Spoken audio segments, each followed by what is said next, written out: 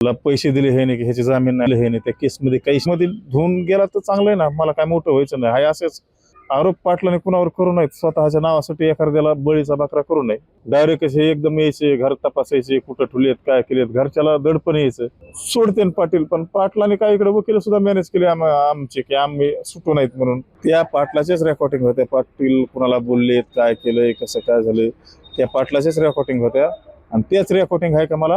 अमोल खुने Jalna police अधीक्षकांच्या भेटीला आज जालन्याला आलेले आहेत. आपण त्यांच्याकडनं जाणून घेणार आहोत. पोलीस अधीक्षक यांची भेट त्यांनी घेतलेली आहे. भाऊ, काय सांगसाल? तुम्ही आज पोलीस अधीक्षकांची भेट घेतलेली आहे, काय तुमची मागणी होती आणि कोणत्या मागणी संदर्भात तुम्ही पोलीस अधीक्षकांची भेट घेतलेली आहे? आमची मागणी होती नार्को टेस्ट, जो माझ्यावर डाग लागलाय विनाकारण समाजात माझं नाव बदनाम झालंय की सुपारी घेतली. पण आता मी त्याच्यावर सुटलो बी. माझे वकील मॅनेज केले, त्या वकिलास पैसे दिले हे नाही की ह्याची जामीन नाही व्हावा. इतक्या 3 महिने मला अडकिलं हे नाही, त्या केसमध्ये काहीच नाही विनाकारण. म्हणजे माझ्यावर हे एवढा मोठा डाग लावला, पण हे चांगलं नाही. असा डाग कुणावर लावू नये. समाजात माझ्यावर जो डाग लागलाय त्याच्यासाठीच मला उपोषणाला बसायचंय. आणि माझा जो डाग ते नार्को टेस्ट मधील धुवून गेला तर चांगलं आहे ना, मला काय मोठं व्हायचं नाही. हाय असेच राहायचे, पण हे डाग चांगला नाही. पैसा पाणी माणूस कधी बी कमी, पण एखादा डाग लागलेला तो काढता येत नाही. तर हे असे आरोप पाटलाने कुणावर करू नयेत, स्वतःच्या नावासाठी एखाद्याला बळीचा बकरा करू नये. काही दिवस अगोदर तुम्ही आले होते, त्यावेळेस देखील तुम्ही पोलीस अधीक्षकांना निवेदन दिलं होतं. त्या निवेदनानंतर तुम्ही परत आज येत आहे, तर पोलीस अधीक्षक साहेबांसोबत तुमची आज काय चर्चा झालेली आहे त्या निवेदनावर? नाही झाली चर्चा, पण आपल्याला योग्य वेळेला बसायचं. आता सध्या काय माहिती का, आम्ही नारायणगडावर दर्शन घेणार. पवित्र देवस्थान आहे आमचं नारायणगड. तिथं बाबाच्या समाधीचं दर्शन घेऊन आम्ही उपोषणाला बसणार आहे. त्याच्यामुळं थोडं बघू, योग्य वेळेला बसणारच आहेत आम्ही. ज्यावेळेस तुम्ही आले होते त्यानंतर मनोज जरांगे पाटील देखील पोलीस अधीक्षकांच्या भेटीला आले होते. त्यांनी देखील तुम्ही केलेल्या मागणीवर माध्यमांशी बोलताना सांगितलं की ही मागणी योग्य आहे, या मागणीला माझं देखील समर्थन असेल. तर त्यांनी देखील या मागणीला SP साहेबांची भेट घेऊन सांगितलं की दोघांचीही नार्को टेस्ट करावी. तर यावर तुमची काय प्रतिक्रिया असेल? नाही, उलट चांगलं आहे ना. मग जर दोघांची जर नार्को टेस्ट झाली, जर मी त्यांची सुपारी घेतली असेल काय 2-2.5 रुपये का काय 2.5 काय कोट का काय, जर मी त्याच्यात सिद्ध झालो तर मी शिक्षा भोगायला तयार आहे ना. पण विनाकारण जो माझ्यावर डाग लागलाय तो धुवून निघणं. जर ती नार्को टेस्ट झाली तर मग डाग धुवून निघण, समाजात माझं जे नाव गेलेलं आहे ते व्यवस्थित होईल. आणि ह्यानी जर दिली असली तर ह्यांना बी त्याचे परिणाम भोगावे लागतील. विनाकारण ह्यानी बी असे कुणाचे ऐकून काही बी करू नये, माझं नाव खराब करून ह्यांचं काय नाव लय मोठं होणार आहे का? जो माणूस दुसऱ्याला खड्डा खांदतो त्या खड्ड्यात त्याला स्वतःलाच पडावं लागते. कधी बी माणसाने आहे का चुकीचा पाऊल उचलताना 100 वेळेस विचार करायला पाहिजे, ह्याचे परिणाम पुढे चलून काय होते ना. त्याच वेळेस मनोज जरांगे पाटलांनी सांगितलं होतं की अमोल खुनेच्या पत्नी आणि आईने मला सांगितलं होतं की तुम्ही थोडं समजून घ्या, त्यामुळे मी थोडी ढील सोडली, असं देखील त्यांनी माध्यमांना सांगितलं होतं. आणि धनंजय मुंडे यांच्याशी तुमचा घनिष्ठ संबंध असल्याचं देखील त्यांनी यावेळी सांगितलं होतं. तर काय नेमकं हे प्रकरण काय आहे? आता ते तसं म्हणले की आता माझ्या घरी डायरेक्ट एकदम पोलीस, पत्रकार. आता मी सर्वसामान्य कुटुंबातला मुलगा, माझ्या घरी कधी असे माणसं नाहीत आलेले पोलीस पत्रकार. घरची मंडळी आई घाबरून गेल्या. डायरेक्ट असे एकदम यायचे, घर तपासायचे, कुठं ठुलेत काय केलेत, घरच्याला दडपण यायचं. घरचे घाबरून गेले खूप. माझ्या भावाला BP शुगरचा आजार झाला. मी जेलमध्ये गेल्यापासून माझ्या आईला, माझ्या घरच्याला एकदम म्हणजे खूप त्रास झाला या गोष्टीचा. 2-3 जणांना माझ्या घरात BP शुगरचा आजार झाला मी जेलमध्ये गेल्यापासून. आणि पत्रकार डायरेक्ट आल्याच्या नंतर घरच्याला बाईट देताना काय करावं सुधारलं नाही. घरच्याला वाटलं अशी जर बाईट दिलं तर सुटन. मग पत्रकारांनी प्रश्न विचारला मंडळीला की दारू पित होते. मग घरचे म्हणले ते नशात झाला असेल, पण माझा नवरा तसं करीत नाही काय नाही. पण पाटलाने लय मनावर काही नाही का काहीतरी असं बोललेली. पण ते भावनिक झाले माझ्या घरच्याला वाटलं असं बोलल्यावर सोडते पाटील. पण पाटलाने काय इकडे वकील सुद्धा मॅनेज केले आमचे की आम्ही सुटू नाहीत म्हणून. खूप अन्याय, असा अन्याय कुणावर होऊ नये. स्वतःच्या नावासाठी दुसऱ्याला बळीचा बकरा कधी करू नये. कारण हे दुनिया, हे जग असं ज्याची त्याला जे करीन त्यालाच फेडावं लागते. आता ते पहिलं होतं बापाचं लेखाला फेडावं लागत होतं, पण आता नाही, लेखाचं लेखाला आणि बापालाच फेडावं लागतंय. मी जर त्यांचं जर सुपारी घेतली असती तर 100% मी सुटलोच नसतो त्या केसमधून. आणि विनाकारण आणि कोणता आरोपी मागणी करतो का? आजचा पुस्तक तुम्ही बघतात ना, जामीनवर आरोपी आलेला नार्को टेस्टची मागणी करतो का? मी जर केलेलं असतं तर मी माझ्या घराच्या बाहेरच निघलो नसतो ना, मी जर ह्यांची सुपर घेतली असती तर. पण विनाकारण माझं नाव बदनाम केलं.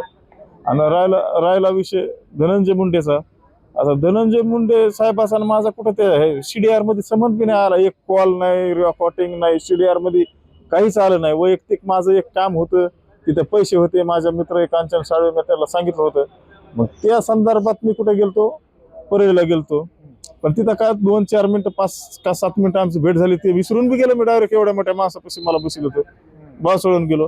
आणि बाहेर आल्याच्या नंतर ते दादा गरुड मला भेटला, असा असा विषय कसं आहे ते. मग तिथून पुढे मग आम्ही आलो होतो. मग तेच दादा गरुड मला येऊन पुढे भेटला. मला माझ्याकडं रेकॉर्ड ऐकत असं तसं, मला तू काही करायला आलता काय? मला नाही बा, माझ्यावर लोकसभेला 353चा गुन्हा पडलेला आहे. माझ्या गावात वंजारी समाजाच्या पोलिसाला हाणमार केली ती. तर मी त्या संदर्भात आलतो. तर म्हणलं मग तो विषय मांडायचा, मला काय हे करतो. मग माझ्याकडून नंबर घेतला. मला दुसऱ्या दिवशी भेटला तो. मग आम्ही मोबाईल बाजूला ठेवा म्हणलं माझ्याकडलं हे. मग त्याने त्या मोबाईल मधल्या मला काय रेकॉर्डिंग ऐकू घातल्या. असं तसं भरपूर झालं. मग नंतर तो मला फोन करायला लागला. आता मला तर ते रेकॉर्डिंग त्याच्याकडूनच काढायच्या होत्या, कारण रेकॉर्डिंग मला पाटलाचं नाव खराब. कुठल्या रेकॉर्डिंग होत्या आणि कोणासोबत बोललेल्या, कोणासोबत बोललेल्या त्या रेकॉर्डिंग होत्या तुम्हाला ज्या पाहिजे होत्या? त्या पाटलाच्याच रेकॉर्डिंग होत्या. पाटील कुणाला बोललेत, काय केलंय, कसं काय झालंय, त्या पाटलाच्याच रेकॉर्डिंग होत्या. आणि त्याच रेकॉर्डिंग आहे का मला पाटलालाच द्यायच्या होत्या. आता माझ्याकडे तर पैसे नाहीत, पण ह्याला मी घुमायचो. मी धनंजय मुंडेला बोललोय.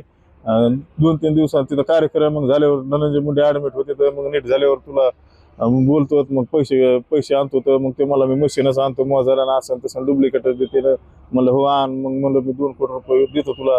मग ते मला तुम्हाला 50 लाख देतो त्याच्यातले. म्हणलं ठीक आहे, समाधानी व्हा. मी म्हणलं बस झाले मला 50 लाख. मी त्याला घुमीत होतो, कारण मला ते प्रूफ त्याच्याकडूनच काढायचे होते. मला पाटलाचे प्रूफ पांगून द्यायचे नव्हते. पण त्याला वाटलं ह्यो देतोय का नाही आपल्याला पैसे, हानमार करेन. मग त्याच्यामुळे माझ्या अगोदर तो पाटला पैसे जाऊन भेटला. ते आमच्या केलेल्या रेकॉर्डिंग दिली आणि त्यांचे दिले आणि सरळ दिलं. आणि नंतर असा पिक्चर झाला पुढे. बरं, मग आता आज तुम्ही पोलीस अधीक्षक साहेबांची भेट घेतलेली आहे. काही निवेदन दिलं का तुम्ही आज त्या पाठीमागील त्या भेटीनंतर? आज जालन्याला तुम्ही आलेला आहात, तर मग नेमके आज भेटीमध्ये तुम्ही कुठल्या निवेदनामध्ये कुठला मुद्दा घेऊन तुम्ही निवेदन दिलं का? नाही, निवेदनच द्यायला गेलो पण ते कॅन्सल केलं. जरा दम्माने हे करू. सध्या काय माहिती का, आमच्या पाठीमागे थोडं अडचण आहे, त्याच्यामुळे आम्ही शांतच सध्या द्यायचं. नारायणगडावर बाबाचं समाधीचं दर्शन घेऊन आम्ही बसणार होतो उपोषणाला. थोडा टाइम आहे. मनोज जरांगे पाटलावरती तुम्ही बोलत असताना पाठीमागील 15 दिवसा अगोदर तुम्ही ज्यावेळेस जालन्याला आले होते, त्यावेळेस तुम्ही सांगितलं होतं कोपर्डीचं जे प्रकरण झालं त्यामध्ये देखील आम्ही आमच्यावर गुन्हे दाखल करून घेतलेले होते. तर त्यावेळेस देखील मनोज जरांगे पाटील हे त्या ठिकाणाहून पळून गेल्याचं तुम्ही त्यावेळेस माध्यमांना सांगितलं. मात्र त्यांनी या ठिकाणी पुरावा देखील तुम्हाला मागितलेला आहे, तर त्यावर तुमची काय प्रतिक्रिया असेल? पुरावा तिथं CDR नाही, ते CCTV मध्ये निघतं ना, पाटील पळून गेलेले, कुणी मारले काय. आता काही काही तर मला तर असं ट्रोल करायला लागलेत की म्हणते तर अमोलच पळून गेलाय. आता मी पळून गेलो तर मग जेल कशाला काढेल 20 महिने, 5 वर्षाची शिक्षा कशाला लागेल मला? पळून जाणाराला 20 महिने जेलमध्ये टाकतात का? पळून जाणाराचं नावच येणार नाही त्या केसमध्ये. मला भरपूर ट्रोल केलं, शिक्षा आम्ही काढली, त्याचं श्रेय घेते दुसरे. जाऊन दे, आता काय आपापल्या नशिबाचा खेळ असतो तो. तुम्ही आता उपोषण करायचं म्हणताय, नेमकं कुठल्या मागण्या घेऊन तुम्ही उपोषण करणार आहात आणि उपोषण कोणत्या ठिकाणावर करणार आहात?